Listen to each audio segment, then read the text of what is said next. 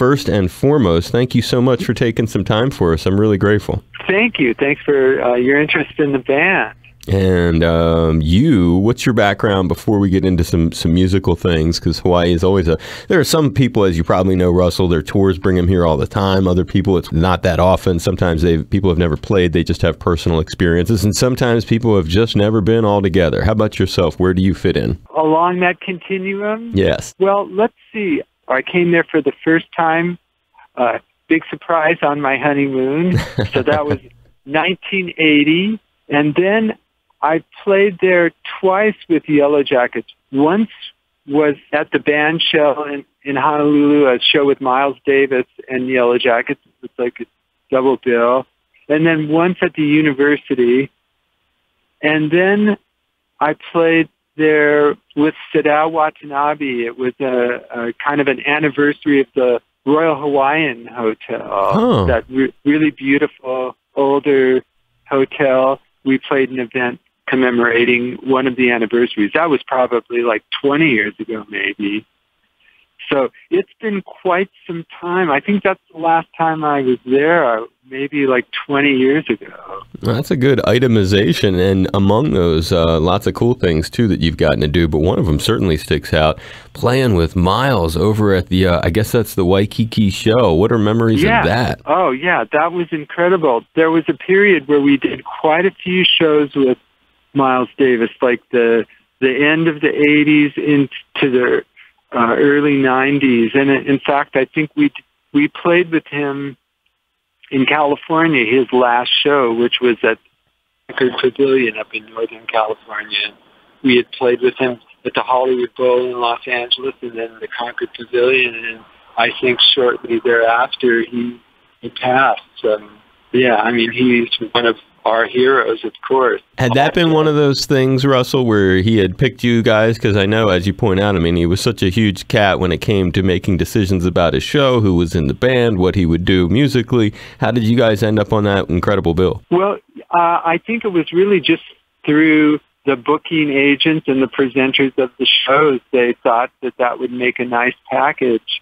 I mean, quite honestly, at that time, I was pretty clueless about any of the behind-the-scenes stuff. I was worrying about the music. Sure. And still kind of probably fall close along that line in the spectrum from interest in music and interest in business. Definitely always interested in music. But I think, as my recollection, it was the promoters and booking agents that put that together. Any cool experiences with him that stick out, getting to spend any personal time with him, or any lessons maybe that you picked up being around him? Well, I never really got the chance to meet him. He was always kind of, like not the most accessible character and kind of an intimidating character. But I do that.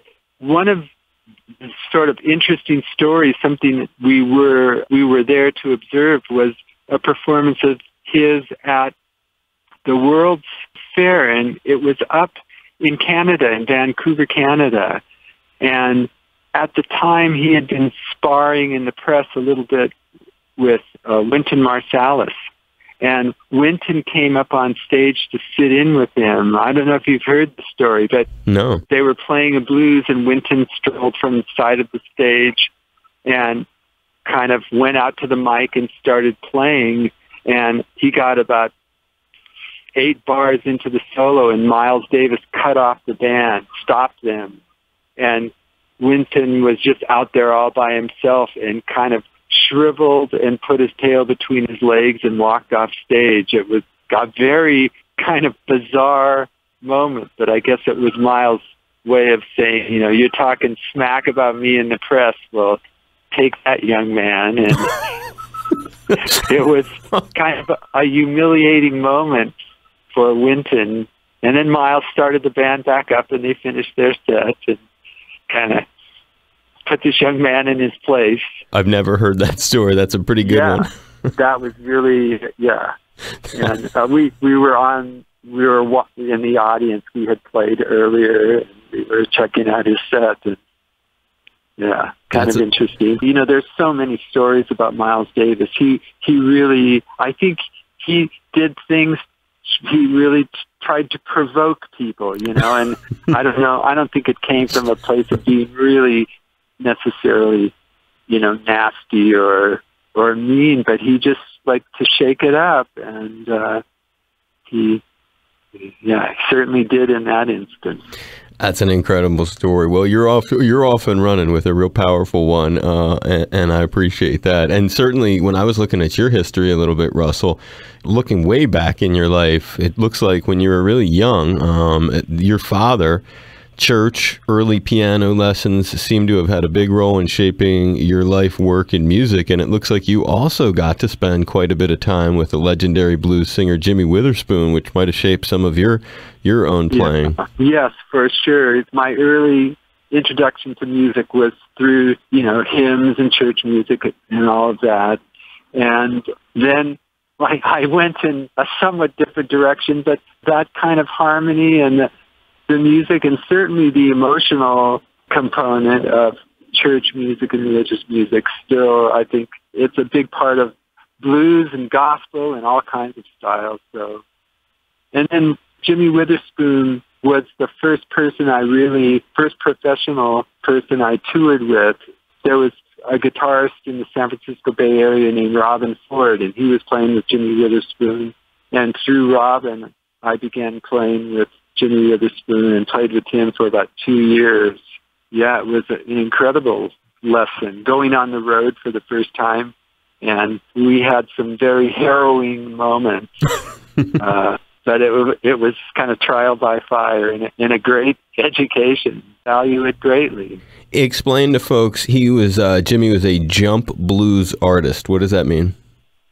Well, I hadn't really heard that terminology, but jump blues might sort of refer to the fact he wasn't like Chicago blues and Delta blues. It was more connected with jazz, and the people that Jimmy Witherspoon really commented on, the singers, were like Joe Turner and musicians from Kansas City, like he worked with Charlie Parker. He loved jazz music, but he didn't sing really complex music. It was mostly blues, or there were some standards, like What a Wonderful World. That's a tune he did occasionally. But he was best known for a tune, Trouble in Mind. That was one of his hits. And Ain't Nobody's Business. That was the song. That was kind of his signature song. And that had been done, I think, by older blues singers, maybe like Bessie Smith and that ilk. So there was more of a jazz component to the blues than just, strictly like Delta blues. Yeah, I can dig it. No, that sounds cool. These kind of things really can shape your ability to be as diverse as you had to be in that band. Your resume, prior to the founding of the Yellowjackets, your resume also includes working with Joni Mitchell. Yes, which was another amazing, interlude. I got the opportunity to work on one of her records in the early 1980s, and it's right before she got married to the bassist Larry Klein. And we went on the road after making this record for pretty much the entire year. It was 1983 into, I think, maybe a little bit into 84. I have the utmost respect for Joni Mitchell as an artist and a human being. She was really like the quintessential artist, always with her antennas up, really making amazing observations about what was going on around her, and very dedicated to the music. A great guitarist, singer. I listened back to some of the tapes from live shows that I have, and her pitch is impeccable, and her rhythm, and it was really a thrill to get that opportunity. Wow, it sounds like you got a little, they're not after you, are they, Russell? No, they're not. I'm right outside USC. I just finished teaching, and it's kind of a busy downtown area.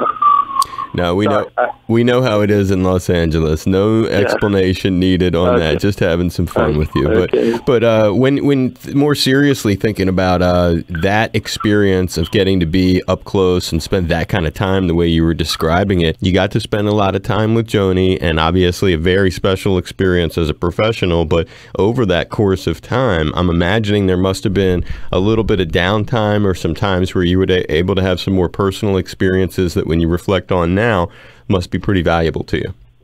Yeah, we spent, because she was newly married to one of the guys in the band, we spent, a lot of time off the bandstand together. And traveling, we traveled, when we were in the U.S., we traveled in a private airplane.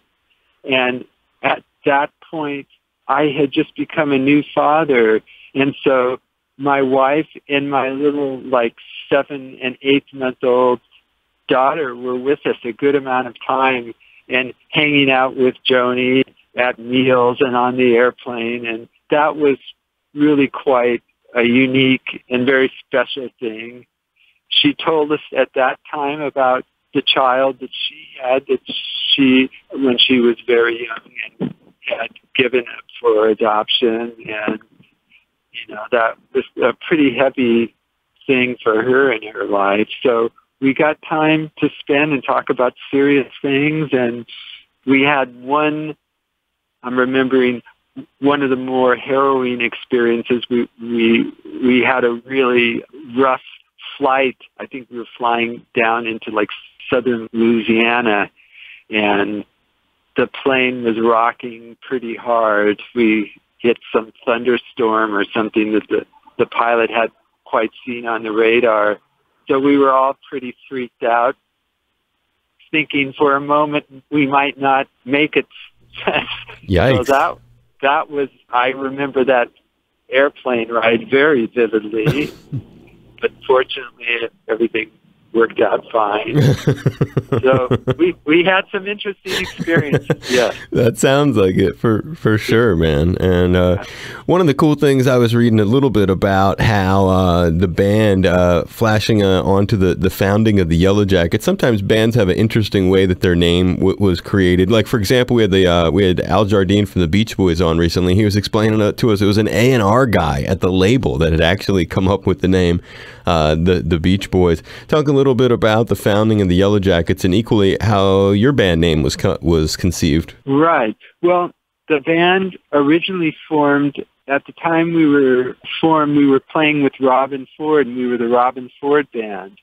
And Robin had a recording contract and was asked to do some music that was a little more vocal-oriented and blues-oriented. And so in order to keep playing the music we had been playing, essentially we formed a band within a band, and we made a demo recording. And the day we showed up to the studio to do that, Jim Haslip, the bassist at the time, had written down tons of names on a piece of binder paper, and we kind of went down the list. And, there wasn't a lot of thought that went into it. But Yellowjackets was one of the options, and it kind of had kind of an energetic and colorful quality to it. And, okay, yeah, we'll be the Yellowjackets. It wasn't anything deep or thought out. What were some of the other options that you remember? Oh, gosh, I don't even remember. I mean, none of them were knock your socks off. Right. No, you ended up with it for a reason. It makes total sense. And now we were talking with who was it? It was just we had the Manhattan Transfer on, and Cheryl Benteen was explaining how sometimes, believe it or not, because they have a lot of Grammy Awards, and their Grammys, a lot of people may not realize, are made out of both plastic and metal, and sometimes they break. And so I was looking at your resume and realizing you had a couple. I was wondering, have you ever broken your Grammys? And if so, what was the magic thing that you did, whether glue, tape? How'd you get them back together? Actually, we did break a Grammy. Yeah, we've been fortunate to win 2 Grammys, and one, I think, dropped out of the back of the car or something. I forget, but actually the Grammy Foundation repaired it and returned it to us, so I didn't have to, hack it, but, yeah. And it's true, they're not the most, well-made objects, but still proud to have a couple. Sure, no question. Well, that's cool. That's good to know. I mean, what your tip is that for other artists who break them, consider reaching out to the Grammy organization and possibly they'll replace it, is what you're saying. Yeah. People may not have even thought of that. And before we wrap it up, some hero encounters your job has allowed you to experience that, obviously, a huge one that you were explaining with Miles, but other hero encounters that you look back at and you just think, man, even that are, Russell, even more important than the Grammys, I'm imagining. Well, actually, one of my hero encounters was with, and this is totally away from music, but Archbishop Tutu from South Africa. Right. He was really, with Nelson Mandela, instrumental in putting the country back together after apartheid, right? So Bishop Tutu is an Episcopal priest, and we go to this Episcopal church in the Pasadena area where we live. And Bishop Tutu was speaking at the church, and we were invited to this luncheon afterwards, and there were probably maybe 50 people there. And my wife and I were totally anonymous in the corner. And after the lunch, Bishop Tutu just comes striding over to us and gives us the hugest hug. And it was like an incredible moment. And he is just an amazing human being. And I think he hugged every person in the place. But when he came over, it just felt so out of the blue. And what is he interested? Why is he taking time for me? So that is something that really is an amazing memory of mine. Among musicians, I mean, getting a chance to play on some sessions with people like Herbie Hancock and Chick Corea, that was pretty remarkable. I played on one record where Chick and I played together, and I was sitting basically back to back, and listening to him play all afternoon was an extraordinary experience. Yeah, I mean, those are ones that really stand out. Milton Nascimento, I don't know if you're familiar with him. Sure. The Brazilian musician. Yep. And actually one of my great musical heroes who I had an opportunity to play with was Wayne Shorter. And that's when I met Milton Nascimento. We went to Brazil and played for a week, double bill with Milton Nascimento. And learning Wayne Shorter's music and hearing him every night, rehearsing at his house, that was a great life highlight. Oh, man. Oh, it sounds like it. Sounds totally. Yeah. I was thinking that with the Desmond Tutu that he was going to come over and maybe try to get your autograph or something. No, I'm sure he had no idea who I was. But he is, the man is just extraordinary. I mean, you hear people say certain people have some kind of energy or whatever it is, but he has sort of the love energy, and you can tell his heart is huge, and he just reaches out to the people around him. And I've admired him for a long time, and that was a special thrill to get a hug from him. Right on, dude. No, I can imagine. It sounds it. Yellowjackets keyboardist Russell Ferante. Am I pronouncing your last name right? That's right, yeah. And he's been blessing us with some stories and hanging with us here today ahead of their remarkable gigs back in town in Honolulu, and first time in a while. Really do appreciate it. Hope you had fun talking about some of your history today, and I really do appreciate your time, brother. Thank you, Dave. I really did enjoy it, and looking forward to being over there next week. Aloha! It's Russell Ferante from Yellowjackets, and don't even think of touching that dial. I'm here to support HBR's Pledge Drive and asking you to give. I know you're enjoying the show with my buddy Dave Lawrence. So please give us a truckload of money right now. Here's how, and thanks for supporting All Things Considered and Hawaii Public Radio. You're an animal. Giving you a hug, high five. Sounded very, very good. Great stories and inspiring stuff, too, from you. I really appreciate it, Russell. Thank you, Dave. I enjoyed talking to you. Take care. You too. Be safe, brother. Aloha. All right. Okay. Bye-bye.